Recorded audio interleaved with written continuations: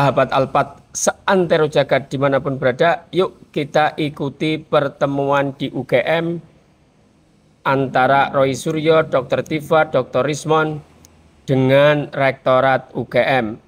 Yuk kita ikuti bersama-sama dan apa hasilnya kita dengarkan bersama-sama. Ditunjukkan, memang benar apa yang sudah disampaikan oleh Dr. Rismon Barte. Yang jelas skripsinya Jokowi itu memang ada perbedaan ketikan. Ya gitu, antara ketikan batang tubuh itu diketik dengan mesin ketik biasa dan di depan itu dengan cetakan yang cetakannya itu tidak pada zamannya, ya gitu. Dan pada lembar pengesahan itu tidak tata tanggal, ya tidak ada lembar pengesahan dari dosen pengujinya. Meskipun dosen pengujinya bisa disebutkan tadi oleh kawan-kawannya, tapi faktanya nggak ada. Tadi kita juga sempat diberitahu karena kita tanyakan lokasi KKN-nya ada di mana Jokowi itu. Tadi dikatakan di satu tempat, tapi kita nanti akan cross check juga ya apakah itu benar, karena kan itu foto-fotonya kemudian buktinya semuanya ada enggak gitu. Tapi yang jelas terus terang kami masih kaget.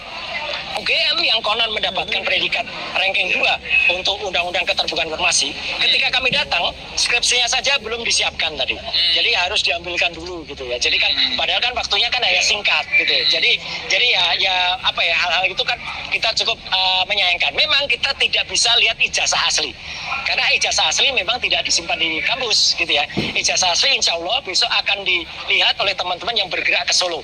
Ya gitu. Saya memang tidak bergerak ke Solo besok karena saya harus pulang ke Jakarta. Tapi moga-moga besok bisa diperlihatkan. Memang ada hal yang kami kaget. Ya, karena UGM juga tadi menawarkan. Kalau gitu ya kita pengadilan saja. Aduh, ini saya bilang kita sesama keluarga besar UGM.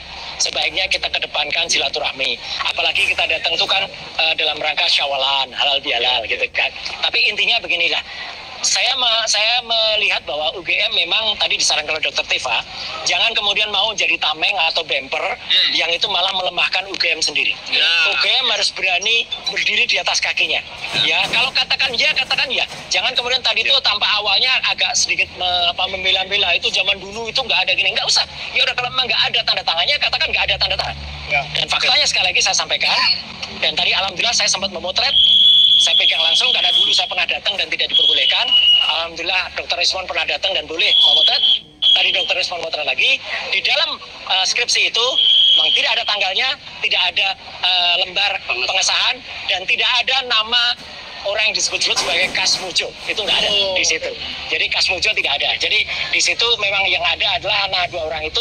Perkara nanti apakah itu akan dijadikan bukti atau evidence di pengadilan, sebenarnya kita tidak beradab, kita berhadapan. Makanya tadi Dr. Tifa juga menyarankan UGM itu harusnya bersatu dengan rakyat, menjadi institusi yang melindungi hak-hak kebebasan keterbukaan informasi dari rakyat, bukan untuk malah justru menjaga itu atau melindungi. Kalau memang nggak benar, katakan nggak benar, gitu ya. 1000 foto, tadi kan 7 foto, saya bilang 1000 foto, 1000 kawan tidak ada gunanya kalau tidak ada ijazah asli.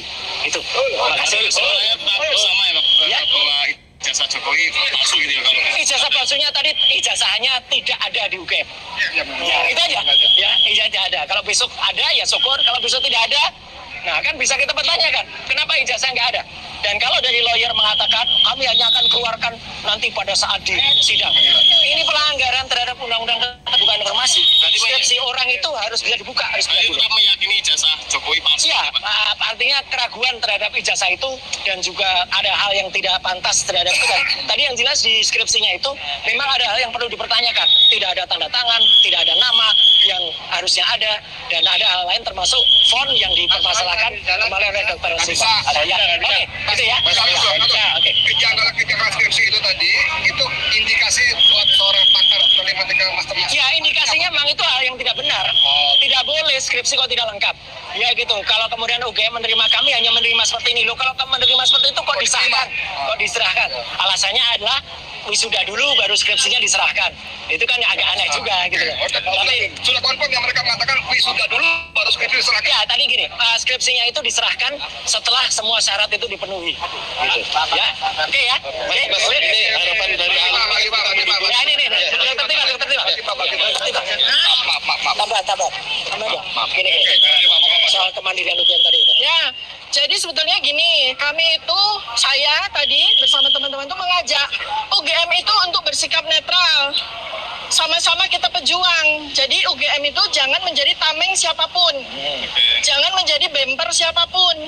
Jadi UGM itu harus juga melihat bahwa kita ini para peneliti itu ingin menjaga marwah UGM dan menjaga marwah Indonesia. Ya, atas hal-hal yang ditanyakan oleh rakyat. Nah, tadi cuma sayangnya ya, mungkin Pak Roy udah sampaikan bahwa kita pada saat pertemuan itu tidak diberikan data apapun yang seharusnya kita butuhkan. Karena kita nanti bisa menjadi kepanjangan mulut dari UGM. Bahwa UGM memberikan kepada kami dokumen-dokumen definitif. Dan itu hampir deadlock. Sampai terakhir, akhirnya skripsinya dikeluarkan. Nah, alhamdulillahnya kami dapat data baru. Pak Roy dan Pak Rismon sebagai ahli digital forensik dapat data baru. Ya, itu. Nah, jadi intinya adalah untuk dari sisi saya sendiri, saya menekankan Bu Rektor diam saja. Pak Dekan diam saja. Daripada memberikan informasi yang malah menyesatkan. Daripada tidak mau membuka hal-hal yang justru dibutuhkan rakyat. Kalau memang tidak punya data atau tidak punya pernyataan yang valid, yang mendukung kepada rakyat, untuk kita semua mendapatkan informasi dan kebenaran, lebih baik UGM diam saja. Jangan ditarik-tarik pada masalah yang rektor sekarang tidak tahu. Ini masalah rektor yang dulu, bukan masalah rektor yang sekarang. Ini masalah dekan, bukan dekan yang sekarang. Malah jadi blunder seperti yang selama ini disampaikan oleh UGM, oleh Humas UGM, ya, seperti yang foto-foto yang ternyata tidak tepat, kemudian informasi tentang fotokopi yang ternyata tidak tepat, malah jadi blunder gitu. Jadi saya mendorong UGM harusnya merangkul kami, bukan berlawanan dengan kami. Kami ini para peneliti lulusan UGM semua yang punya kredibilitas tinggi. Jadi kalau memang UGM mau bersama dengan rakyat sebagai universitas rakyat, UGM bersama dengan kami, bukan bersama dengan orang yang sekarang ini sedang kita permasalahkan gitu. Demikian bisa saya sampaikan. Terima kasih. Tadi kan sudah sama-sama lihat begitu banyak kejanggalan dari skripsi itu ya, dikurang itu. Menurut pengalaman Mbak Tifa, bagaimana? Ya, pertama saya mau bicara tentang ijazah. Memang kalau ijazah kita tidak bisa minta kepada UGM, karena UGM itu karena begitu seorang lulus itu kan dia memegang ijazah ya. Jadi memang bukan pada tempatnya kita meminta UGM untuk menunjukkan ijazah asli, ya kan? Tapi UGM bisa memberikan bukti ya dalam bentuk dokumen-dokumen yang lain, misalnya transkrip nilai, kemudian KHS dan sebagainya. Memang ya itu semua dokumen-dokumen yang bisa diberikan oleh UGM, dan itu tidak kami dapatkan tadi. Mengenai skripsi juga, skripsi itu menurut saya tadi sudah dengan mata kepala sendiri saya melihat skripsinya seseorang bernama Joko Widodo ya. Yaitu secara kasat mata, saya bukan ahli digital forensik, tapi saya sebagai alumni UGM melihat kejanggalan tersebut. Karena secara lazim kami semua alumni UGM itu kami mendapatkan kewajiban untuk skripsi kami itu ada lembar pengesahan ya, yang berisikan tidak cuma nama pembimbing skripsi atau penguji utama, tapi juga dosen-dosen penguji yang lain. Dan kami mendapatkan bukti dari satu skripsi yang lulus pada tahun yang sama, diklaim tahun yang sama dengan Jokowi, ya, sama-sama tahun. Nah, di situ di skripsi yang itu ada nama-nama dari dosen penguji yang lain seperti lazimnya di UGM. Nah, ini kan udah sebuah keanehan tersendiri ya. Ketikan apa dengan print? Nah, kalau kesannya yang pembanding tadi. Kalau saya secara kasat mata ya, ini mungkin diuji forensik bahwa itu semua dari depan ke belakang tuh semua ketikan semua. Kecuali Pak Jokowi ya, beda. Ya, ketikan pakai huruf yang bagus ya. Tapi itu ketikan, bukan cetakan. Dan hurufnya juga bukan Times New Roman. Itu nanti mungkin yang selanjutnya itu akan ke Solo itu mendatangi kediaman Pak Jokowi atau seperti apa itu? Ya, karena kalau kita mau melihat melihat ijazah, ya kita minta sama yang bersangkutan. Satu-satunya cara ya kita ke kediaman beliau. Oke.